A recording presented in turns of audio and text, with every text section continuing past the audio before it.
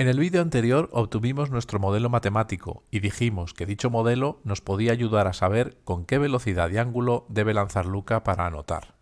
Vamos a verlo.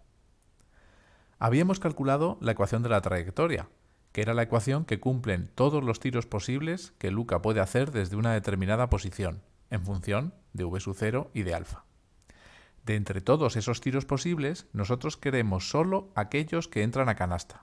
Así que vamos a imponer esa condición. Para ello, la trayectoria tiene que pasar por la canasta, así que voy a imponer que el punto C tiene que cumplir nuestra ecuación.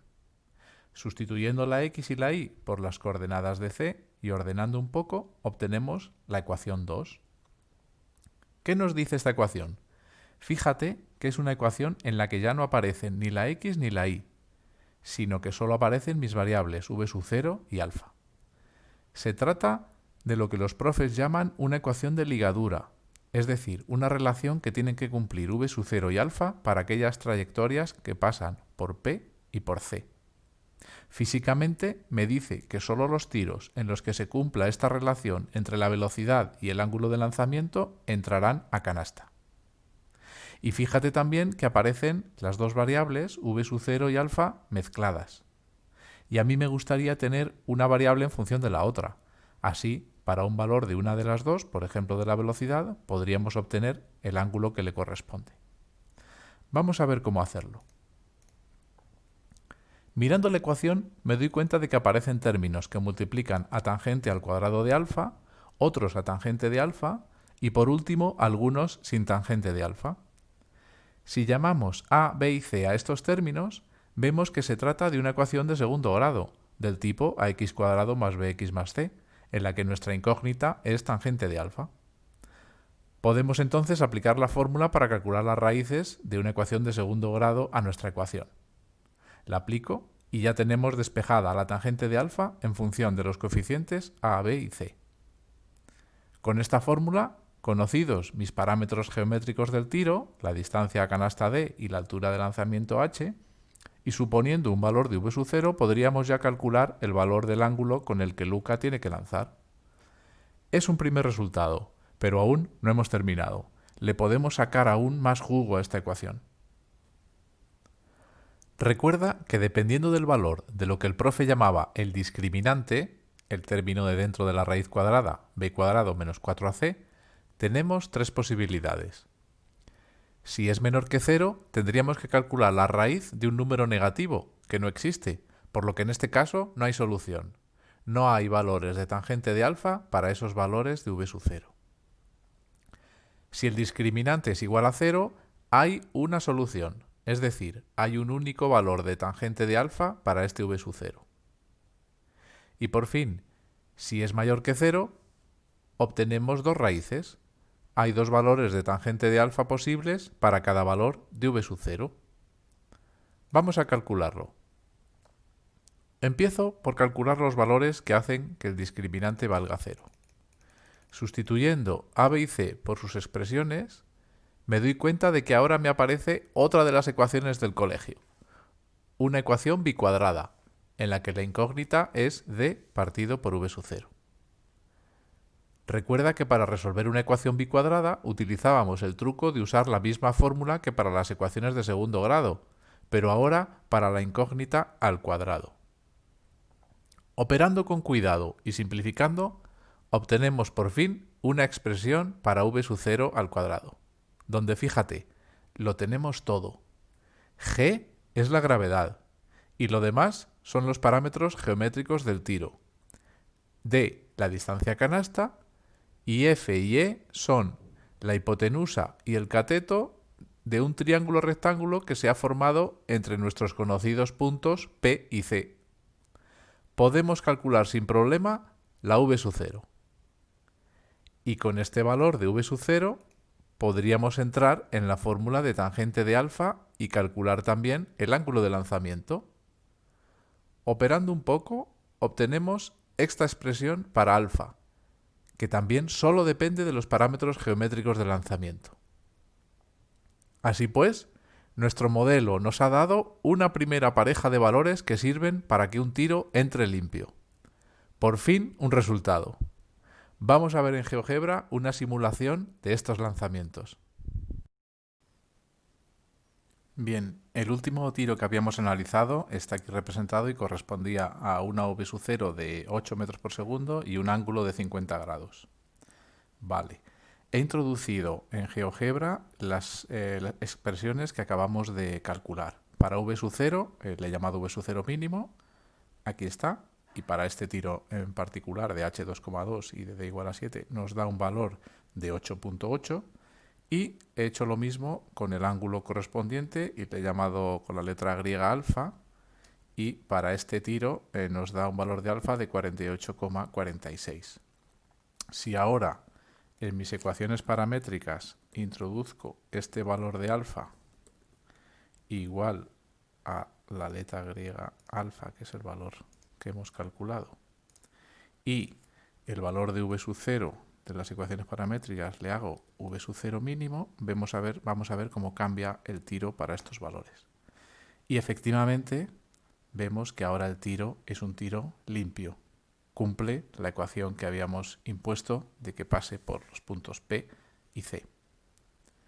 Y fijaros, la gran ventaja de haber calculado estas expresiones en función de las letras H y D es que puedo cambiar H y automáticamente mis expresiones van a calcular la v sub 0 y el alfa correspondiente para que todos los tiros sean anotadores. Y lo mismo con la distancia a la canasta. Me puedo acercar, me puedo alejar y automáticamente todos los valores calculados de v sub 0 y de alfa hacen que los tiros sean anotadores. Luego las expresiones que hemos calculado son correctas, están bien. Otra cosita que podemos ver con esta simulación es que ¿por qué le he llamado v sub 0 mínimo? Pues porque si hacemos v sub 0 menor que ese valor de 8.8, que era el que correspondía a estas condiciones, por ejemplo 8.5, vemos que efectivamente el tiro se queda corto. Luego es un valor mínimo. Y esto independientemente del valor del ángulo con el que lancemos. Si ahora, por ejemplo, hago una simulación en la que voy cambiando para ese valor de 8.5, cambio el ángulo de lanzamiento, veo que da igual el ángulo, que todos los tiros son cortos. Luego, los valores que acabamos de obtener con esas expresiones de v sub 0 y de alfa son los valores mínimos para poder anotar. Ok, nuestras fórmulas de v sub 0 mínimo y el alfa correspondiente, obtenidas haciendo que el famoso discriminante fuese nulo, son valores que hacen que los tiros entren limpiamente. Y hemos visto también que son los valores más pequeños posibles. Matemáticamente, valores de v sub 0 menores hacen que el discriminante sea menor que 0, lo que implicaría hacer la raíz de un número negativo y eso no existe. Listo, nos queda ya solo analizar el tercer caso. ¿Qué pasa cuando v sub 0 toma valores que hacen que el discriminante sea mayor que 0? En este caso, al entrar en la fórmula no hay problemas con la raíz. Obtendremos dos valores de alfa para cada valor de v sub 0. Uno con el valor más de la raíz y el otro con el valor menos. Calcularlos requiere entrar en la fórmula y despejar con cuidado, pero nada más que eso, ser ordenadito y no equivocarse. Después de unas cuantas simplificaciones, obtenemos los dos valores de alfa, dependiendo, como en el caso anterior, de los parámetros geométricos del tiro. Lo podemos calcular también sin problemas, a partir de los datos iniciales. Desde un punto de vista físico, para cada velocidad tenemos dos ángulos posibles de tiro. El obtenido a partir del valor más de la raíz nos dará un tiro bombeado. Nos acaba de aparecer la mandarina de Joule. El segundo valor de alfa, calculado con el menos de la raíz, nos dará un tiro más plano. Veamos de nuevo la simulación en GeoGebra, ahora con estos valores que acabamos de calcular. Bien, nos queda ver en GeoGebra que las expresiones que hemos calculado para ángulos con velocidades mayores que esa velocidad mínima son correctas. Cojamos el ejemplo del tiro que hicimos al principio con una v sub 0 de 10 metros por segundo y que veíamos que para el ángulo que habíamos puesto de 50 grados era un tiro largo. Pues bien, he introducido en GeoGebra las expresiones que hemos desarrollado y para este valor en concreto de v sub 0 igual a 10 nos dan dos ángulos. El ángulo 1, el alfa 1 da 66,8 grados y el alfa 2 da 30,1 grados.